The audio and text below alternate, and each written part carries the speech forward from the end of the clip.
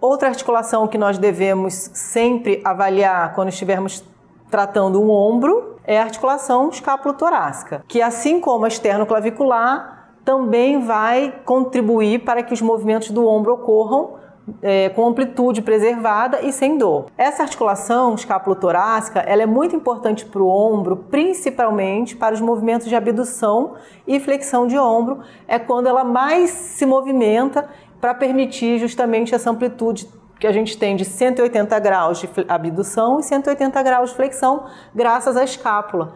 Porque toda vez que esses movimentos ocorrem, a escápula roda para cima, ou seja, o ângulo inferior, ele se direciona lateralmente para que a cavidade glenoide possa acompanhar o movimento da cabeça do húmero.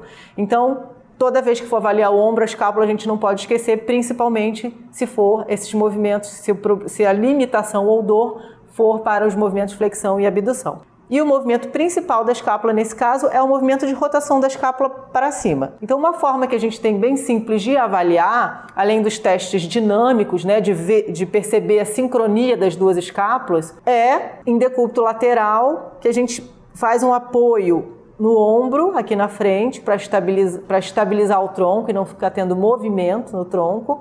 E com a outra mão a gente vai pegar aqui próximo ao ângulo inferior da escápula, fazer uma alavanca aqui, no terço inferior aqui do bordo medial da escápula, próximo ao ângulo inferior. E a gente vai fazer essa alavanca com as duas mãos aqui, tentando realizar o movimento de rotação para cima da escápula, para perceber a mobilidade, para que a gente possa identificar uma possível restrição de movimento acessório aqui. Então, a gente faz da mesma forma como eu falei, aqui eu estou só avaliando a rotação para cima da escápula. Então, a gente pode fazer qual o meu parâmetro de comparação? Sempre o outro lado.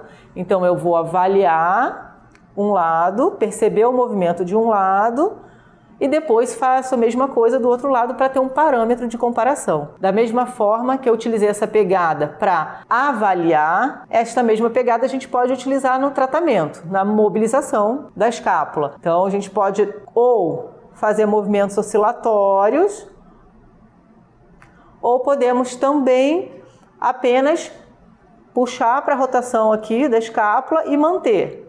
Então, a gente tem duas opções aqui de execução de mobilização. A gente tem duas opções, como a gente fez nas outras articulações também.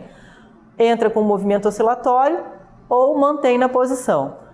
Outra pegada que, às vezes, a gente não consegue entrar nesse bordo medial da escápula, a escápula está muito aderida, muito presa aqui. Tem uma outra pegada que facilita bastante também, que a gente até acaba fazendo menos força. Então, essa outra pegada que eu vou mostrar agora, talvez o terapeuta não tenha força suficiente ou não consiga ter uma pegada boa aqui no bordo medial da escápula do paciente porque está muito aderido.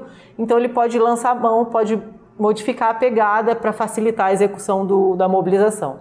Então, caso o terapeuta não consiga fazer a mobilização da outra forma como foi mostrada, essa pegada aqui a gente acaba facilitando na questão da execução em relação à força que o terapeuta vai precisar fazer. Porque aqui também eu vou estar utilizando o auxílio, a alavanca do meu corpo, para conseguir empurrar a escápula. Eu não vou ficar fazendo tanta força com o braço. Essa pegada aqui, com a perna do mesmo lado da mobilização à frente, e o cotovelo apoiado aqui na cintura também, a gente dá uma ligeira agachada e da mesma forma como outra mobilização, sempre tem que ter uma mão estabilizando aqui na frente para que o tronco não fique oscilando e atrapalhe a mobilização.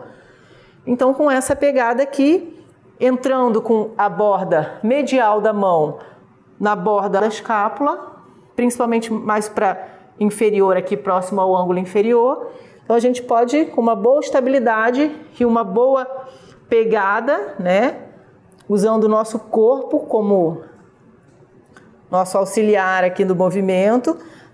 Da mesma forma, eu posso realizar o movimento de rotação para cima da escápula, usando a força do meu corpo e não do meu braço. Além dessa mobilização de abdução da escápula, e rotação para cima, que é o movimento que eu estou fazendo aqui, empurrando a escápula, né, abduzindo ela, e quando eu venho aqui mais no ângulo inferior, também posso fazer em rotação, aqui rotação para cima da escápula.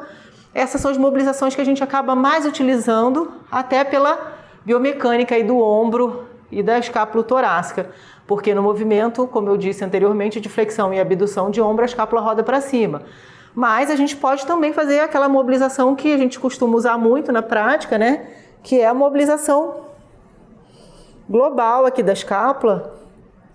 Aqui também, pegando aqui no bordo medial da escápula e fazer um movimento global da escápula em todos os sentidos aqui. Aproveitando a mesma pegada.